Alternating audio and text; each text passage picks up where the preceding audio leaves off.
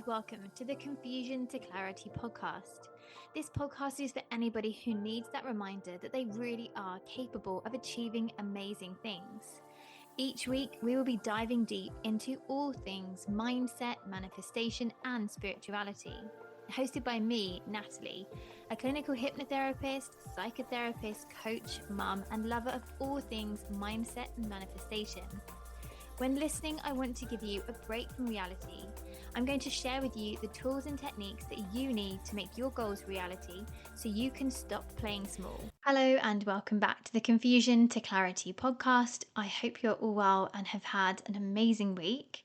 I got through the week. If you listened to last week's episode, I shared that it was my daughter's final week of school and I was finding it very, very emotional and had more than one break down in tears about it, fueled predominantly by videos on social media.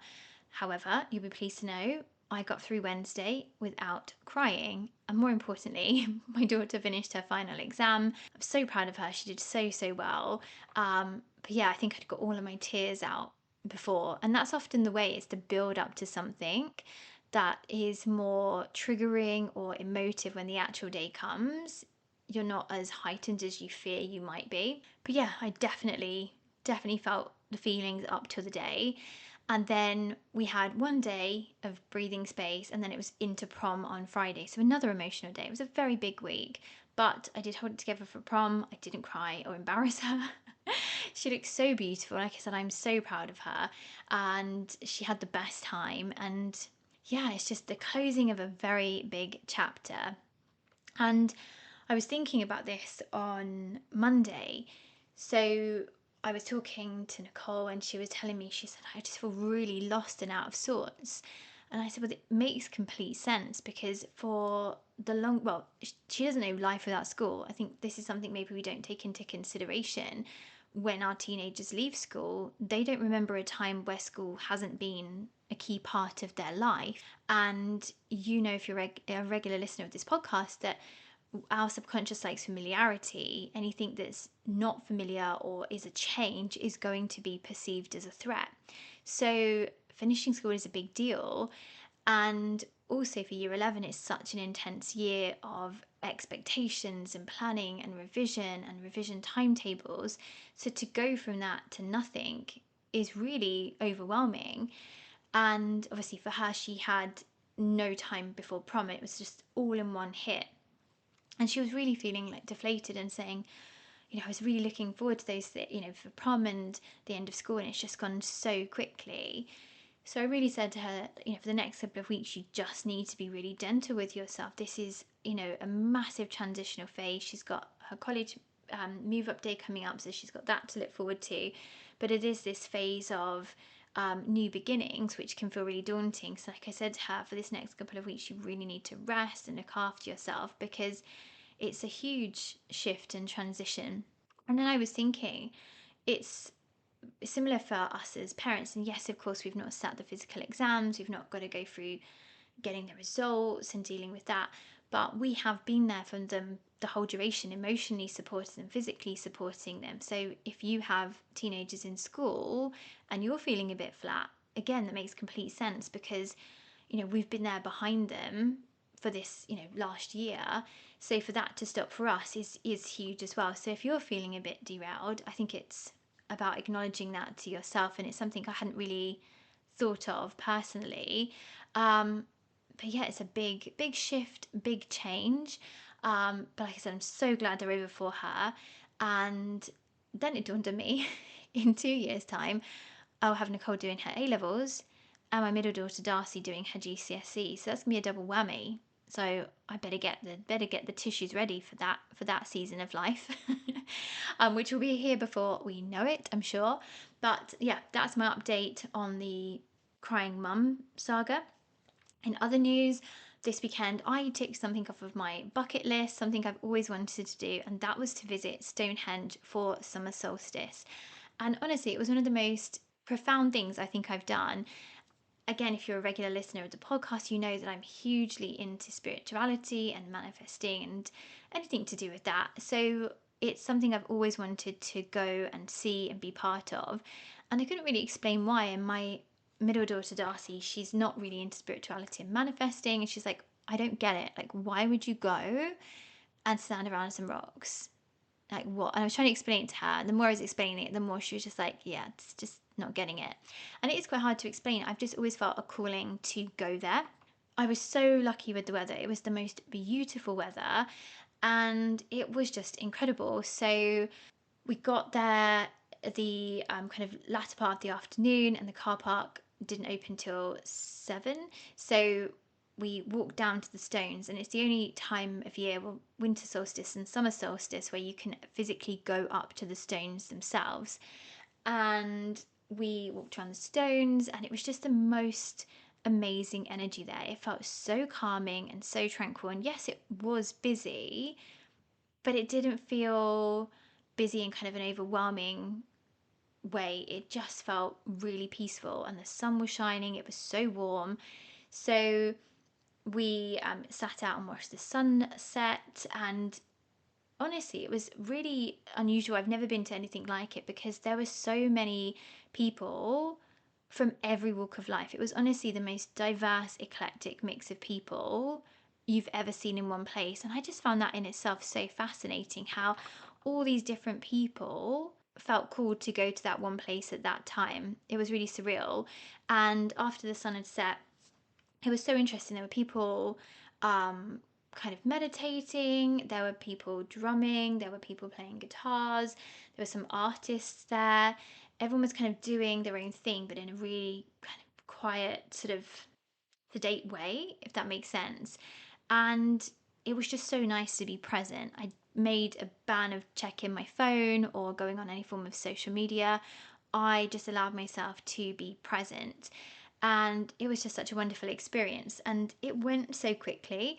The whole evening just flew. And then as it started to get lighter in the sky and the sunrise was kind of getting closer, oh my gosh, even more people turned up. The sunrise was definitely more busy than the sunset. The only thing I would say with the sunrise, it felt a bit more like people were there wanting to take pictures. So the sunset, nobody really had phones out. There were a few people taking pictures, but not kind of on their phone or making a big thing of it. Whereas the sunrise, you couldn't see for kind of phones in front of you, which obviously each to their own.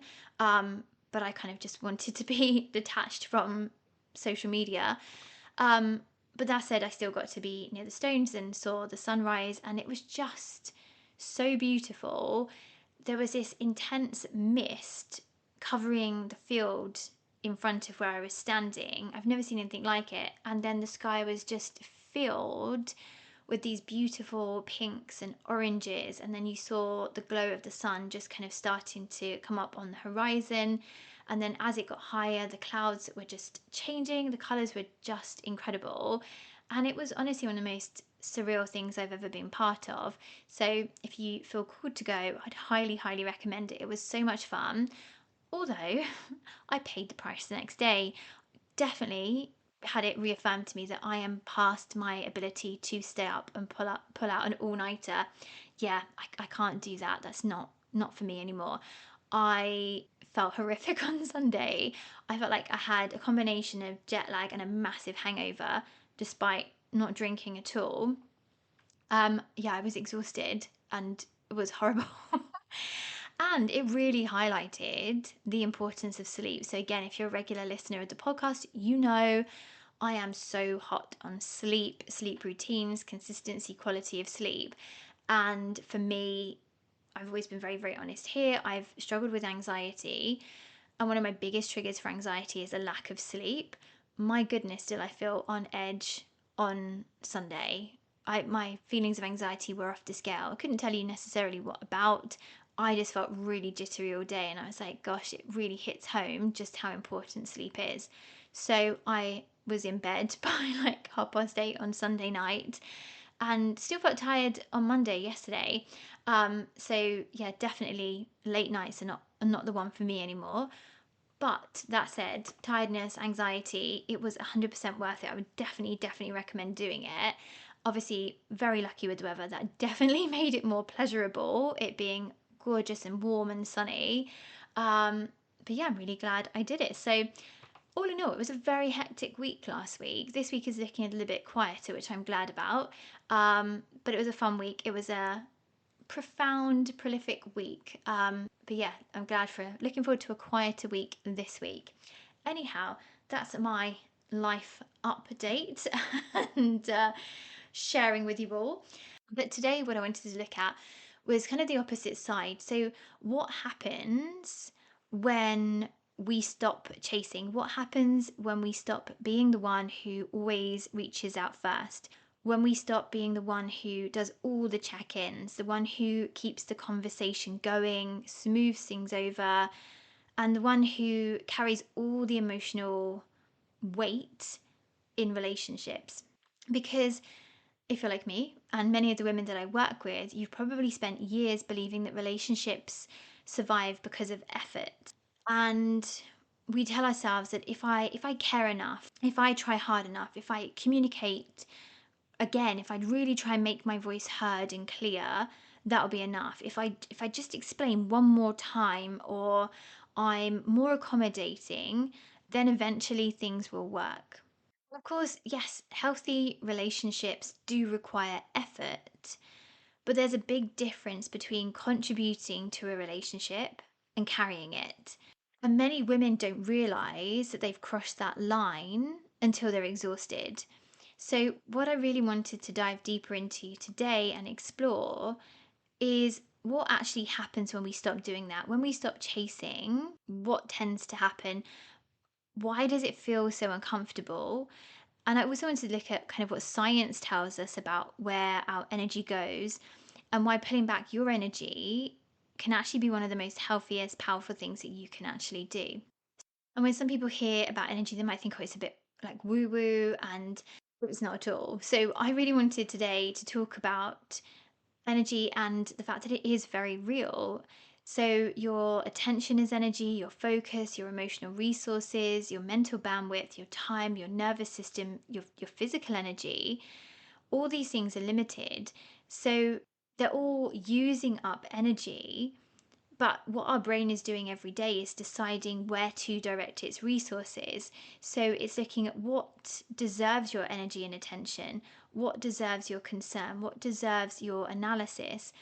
And modern neuroscience tells us that whatever we repeatedly focus on becomes important in our brain. So, we've spoken on the podcast before about the reticular activating system, which is like that Google search engine, that filter. So, all of the information that that part of your brain receives, which is millions of pieces of information every second, is all trying to be processed, which can be overwhelming. So, the reticular activating system decides what goes through, which is why, for example, when you buy a new car, you suddenly see that model of car everywhere. If you're pregnant or looking to get pregnant, everyone you know is suddenly falling pregnant, or if you want to get married, everybody you know is getting engaged. And it's why, when you're focused on a particular person, a relationship, a situation, your brain starts bringing your attention back to that person, place, situation again and again. So let's stick with kind of the relationship theme for a second. If you're constantly checking whether somebody has replied to a message, wondering what they meant, analyzing a conversation, worrying whether somebody is upset with you, maybe you're watching for signs, your brain starts tagging that relationship as important and it will start to pay more close attention. And that's not necessarily because it's important, but because your attention is telling your brain that it is, because it's fixating on it. And this is where so many people accidentally give away huge amounts of their energy, because attention is energy. So there is that famous saying, attention goes where energy flows. And before long, one person, one friendship, one relationship, one situation can occupy far more mental space than it deserves. So, in the concept of relationships, because this is where I see so many women exhausted, it's not that relationships are necessarily difficult, but it's because we've been the one who has become responsible for maintaining it. So that could be you find yourself being the one who messages first, the one who does all the organization, the one who remembers the birthdays, the one who checks in to make sure everything's okay. You manage the conflict, you carry the emotional labor. And often this develops so gradually that we don't notice, and it just becomes our norm. Oh, it's just what I do, it's just how things are. Maybe you hear yourself saying that. Maybe you were praised when you were younger for being helpful. Maybe you became the responsible one in the family. Maybe you learned that keeping everybody happy helped you feel safe. Maybe you became so good at this, so good at anticipating everybody else's needs, that it's now become an automatic process for you. But over time, something begins to shift because you feel tired. And it's not just a physical tired, it's mentally tiring, it's emotionally tiring, but actually it goes to the real inner core of us and it becomes exhausting on a nervous system level as well. And then you might start asking yourself a different question. And when you get to this point, that's normally where we might start saying to ourselves, how do I make this relationship work? But an alternative question here is asking, what would happen if I stopped doing the work?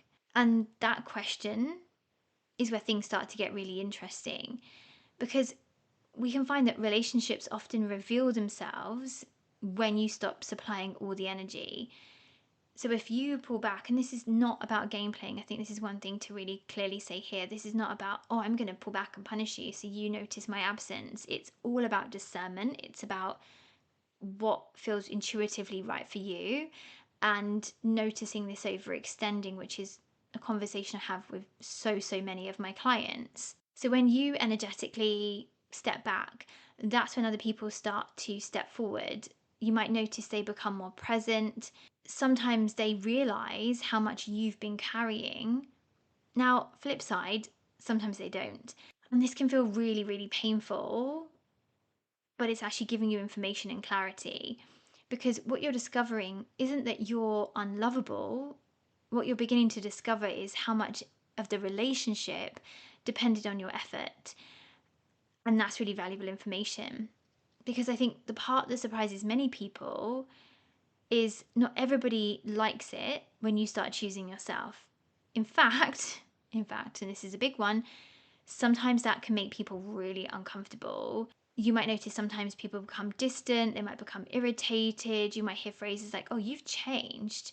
And if you've ever experienced that, it can feel incredibly confusing, because you're thinking to yourself, oh, hang on a minute there. I'm becoming healthier, I'm setting boundaries, I'm looking after myself. Why does this seem to be upsetting people? And the reason there often is, in psychology, there is a concept called homeostasis. And we usually hear this term in relation to the body. Your body likes stability, it likes predictability, it likes familiar patterns. But relationships operate in a very, very same sort of similar way. And what we find is, over time, every relationship that we're in, that doesn't have to be romantic, it could be platonic as well, it could be, friendships. They develop a system, a pattern, a set of unwritten rules where everybody learns their roles. So maybe you're the helper, you're the organizer, the fixer, the peacemaker, the person who always reaches out. You're the one who never asks for much in return. And people become accustomed to that version of you. And that's not me saying, oh, those people are bad people, not at all. And it's not even necessarily that they're taking advantage per se, but it's because that's the version they've always known. So then one day you start changing, you start saying no, you stop over explaining, you stop rescuing, you stop chasing, you stop choosing to be the everything, and you actually start to choose yourself. What you find then is, suddenly the system changes, that dance changes, it's not the same.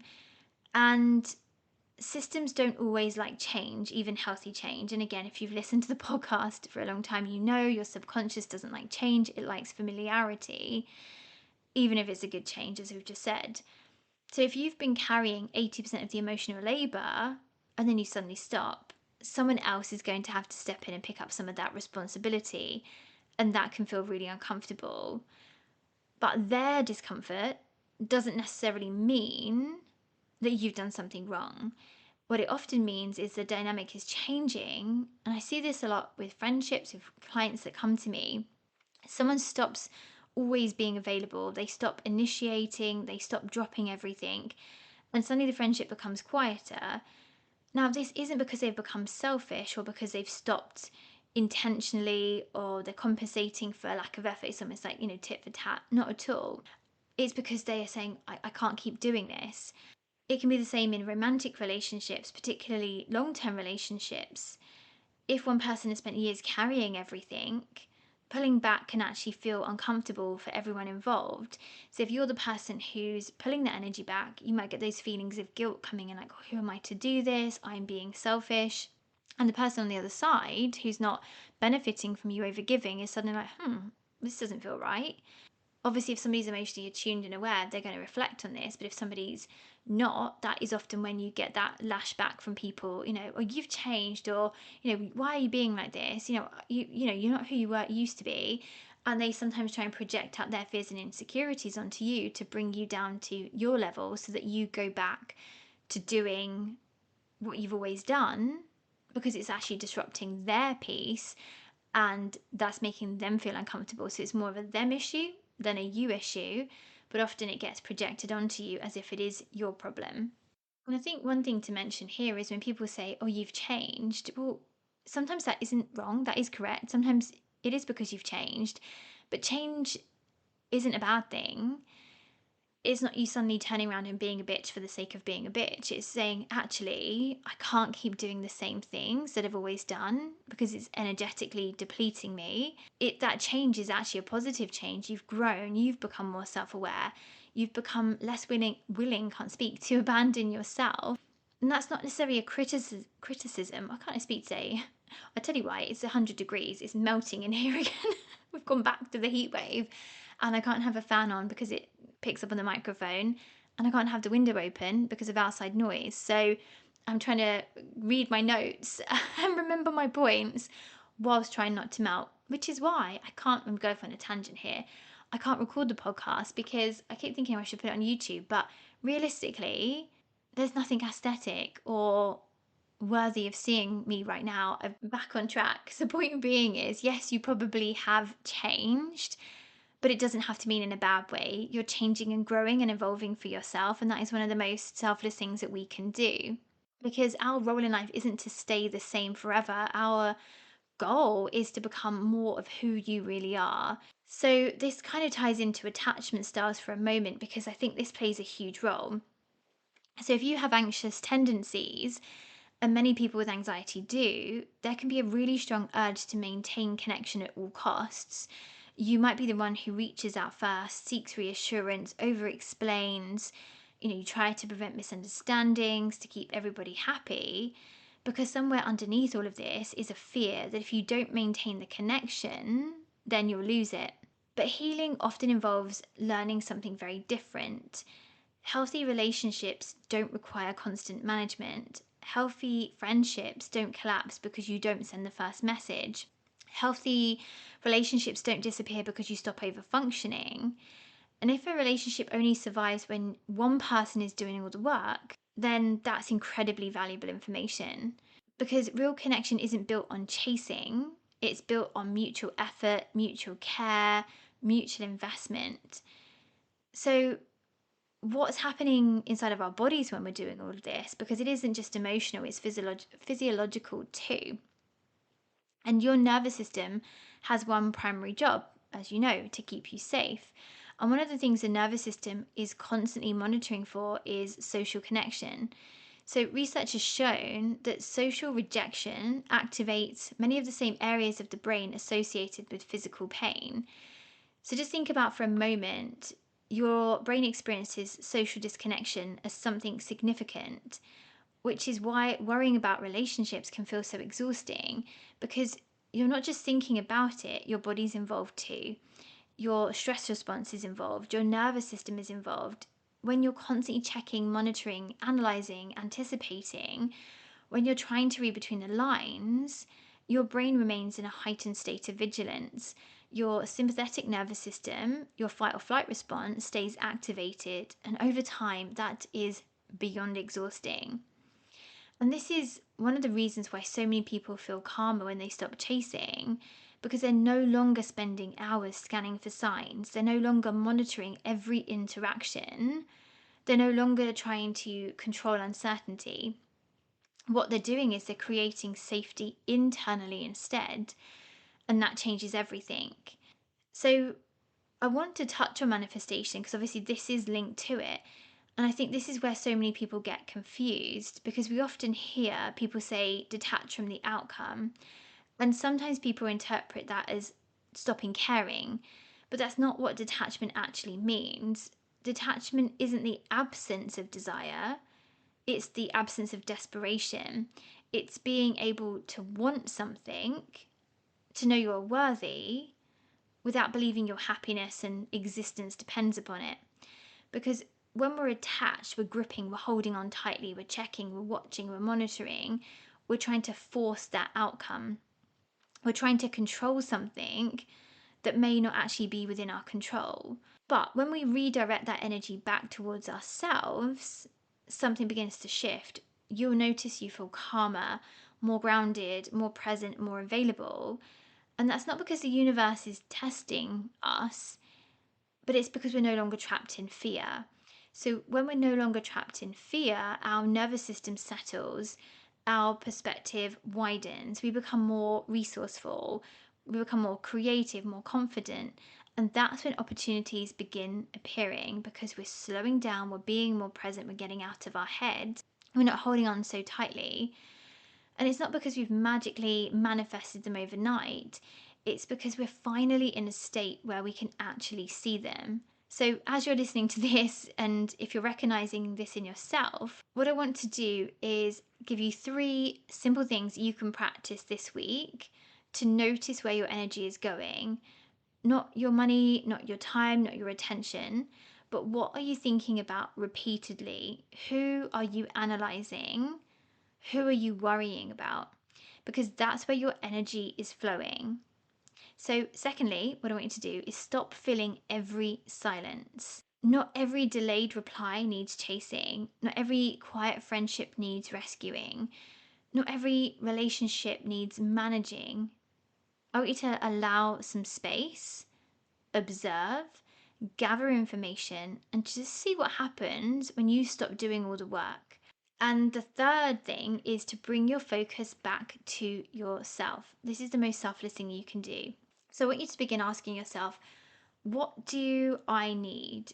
What would support me right now? What would feel nourishing for me today?